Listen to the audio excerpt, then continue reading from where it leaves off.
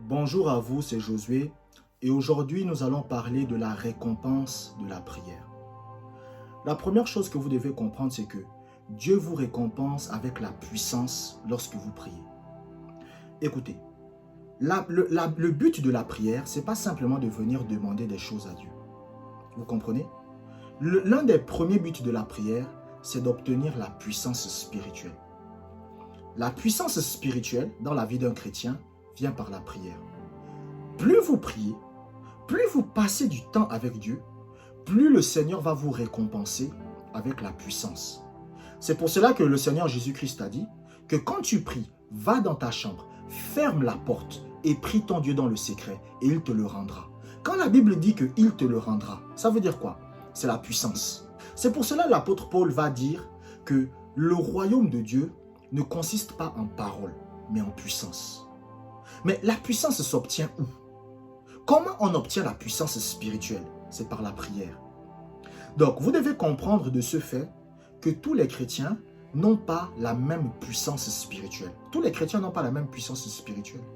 Pourquoi? Écoutez, pourquoi quand vous lisez la Bible, le Seigneur est venu dire à Pierre, Jacques et Jean que vous devez prier au moins 1 heure avec moi? Pourquoi? Parce que Jésus savait qu'il serait attaqué par Satan. Mais il savait que quand il va être attaqué par Satan, pour contrer l'attaque de Satan, il faut la puissance spirituelle. Et il a commencé à prier. Et il a dit à ses disciples que si vous voulez résister à la puissance de Satan qui va venir, il faut que vous soyez fort spirituellement. Et la force spirituelle vient par la prière. Donc il a dit priez, mais eux ils n'ont pas prié. Et qu'est-ce qui s'est passé? Lorsque Satan a attaqué, ils se sont tous dispersés.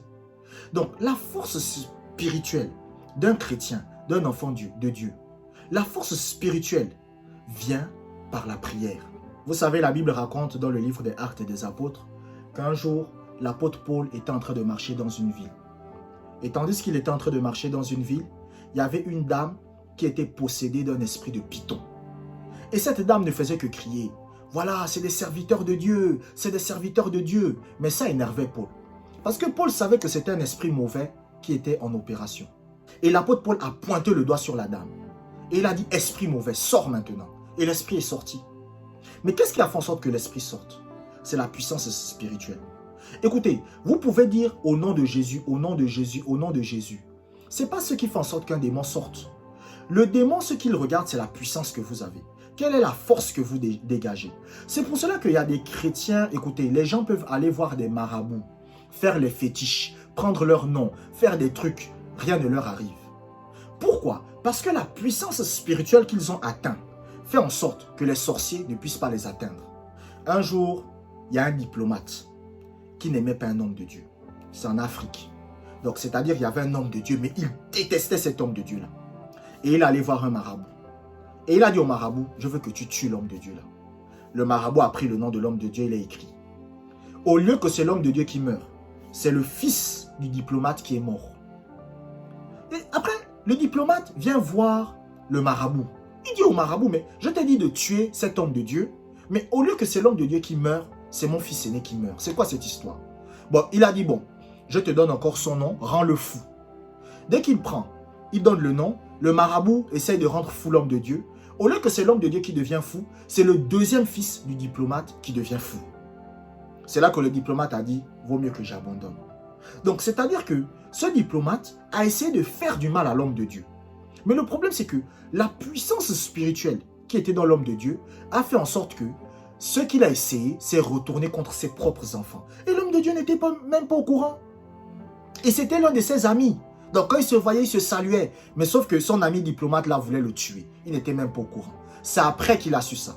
Pourquoi? Parce que son ami diplomate est venu se mettre à genoux devant lui. Il a dit, j'ai essayé de te tuer. J'ai essayé de te rendre fou. Je te demande pardon, s'il te plaît. Prie pour mon enfant, pour qu'il soit guéri de sa folie. Je te demande pardon. Il a prié pour l'enfant du diplomate. La folie est partie. Et ce diplomate-là est devenu un pasteur. Mais maintenant, comment cet homme de Dieu a obtenu la puissance spirituelle? Parce qu'il priait. Je ne parle pas des fausses prières là, d'envoyer le feu là. Oh, je brise les liens. Non. Je parle de passer du temps avec Dieu. Maintenant, quelqu'un va dire comment prier. Prier, c'est comme si vous parliez à quelqu'un. Écoutez, tout le monde peut prier. Prier, c'est comme parler à quelqu'un. C'est comme quand vous êtes avec votre femme. C'est comme quand vous êtes avec votre mère, avec votre père, avec votre enfant. Vous lui parlez. Mais la différence, c'est que Dieu, vous ne le voyez pas. Donc, c'est ça la prière. Mais le problème, c'est qu'il y a des gens, même quand vous n'avez rien à dire, vous voulez parler. Quand vous priez et que vous savez que vous n'avez rien à dire, ne dites rien. Quand vous avez aussi des choses à dire, parlez. Donc, la prière, c'est ça. La prière, c'est simplement parler à Dieu. Mais maintenant, ce que vous devez comprendre, c'est que la récompense de la prière, c'est-à-dire quelqu'un qui prie régulièrement, la récompense qu'il va avoir, c'est la puissance spirituelle. La deuxième chose que vous devez comprendre, c'est que Dieu vous rend sensible spirituellement lorsque vous priez. C'est-à-dire que lorsque vous passez du temps devant Dieu, dans la prière, ce qui va se passer, c'est que Dieu va vous rendre sensible spirituellement. Aujourd'hui, il y a des chrétiens qui manquent de sensibilité spirituelle parce qu'ils ne prient pas. C'est pour cela que je vous ai dit que la prière, ce n'est pas simplement quand vous avez des problèmes. C'est-à-dire, vous ne priez pas pendant 2, 3, 4 mois. Quand maintenant votre enfant a un problème de santé, vous commencez à prier. Et il y a des chrétiens comme ça. C'est-à-dire qu'ils ne prient que quand ils ont des problèmes. Non, la prière, c'est quelque chose que vous faites régulièrement. Parce que premièrement, ça vous donne de la puissance spirituelle. Et deuxièmement, ça vous rend sensible spirituellement aux choses de Dieu. Donc parfois, Dieu a envie de vous diriger.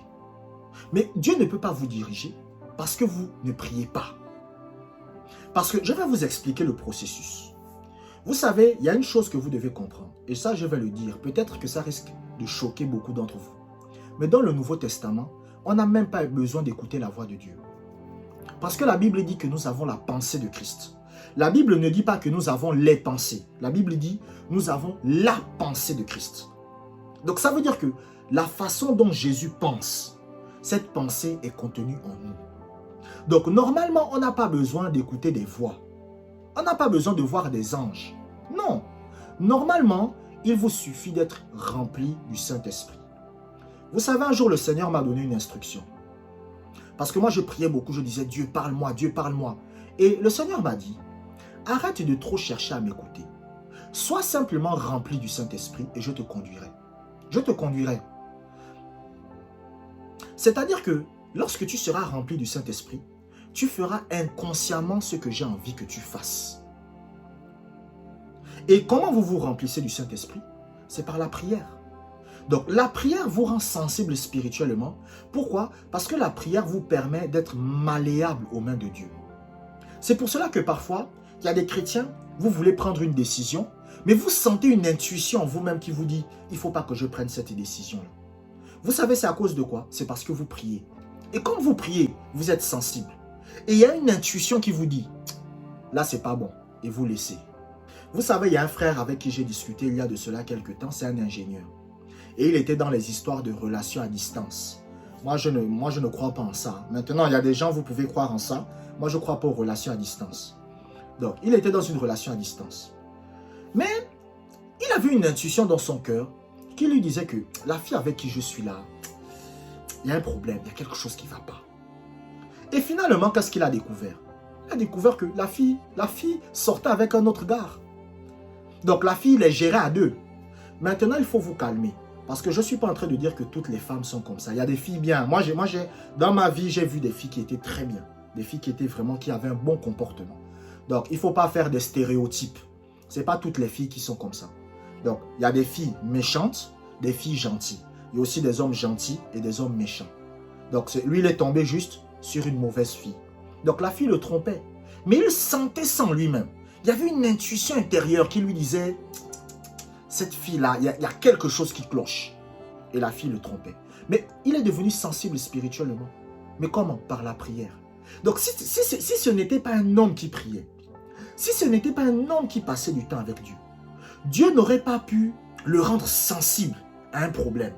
Un chrétien qui ne passe pas du temps dans la prière, Dieu aura du mal à le diriger et à le conduire. Dieu aura du mal à l'emmener dans les choses de l'esprit. Dieu aura du mal à l'emmener à faire ce qu'il a envie qu'il fasse. Pourquoi? Parce qu'il n'est pas sensible. La prière fera en sorte que votre esprit devienne sensible. Maintenant, vous pouvez faire quoi? Vous pouvez passer du temps dans la louange et l'adoration. c'est une forme de prière.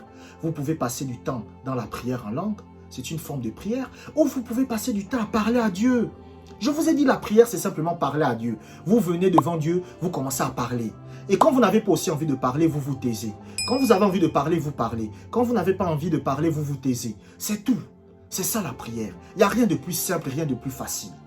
Et lorsque maintenant un chrétien commence à avoir une vie de prière régulière, je ne parle pas de prier de temps en temps, mais régulière, c'est-à-dire que chaque jour il passe du temps dans la prière, chaque jour.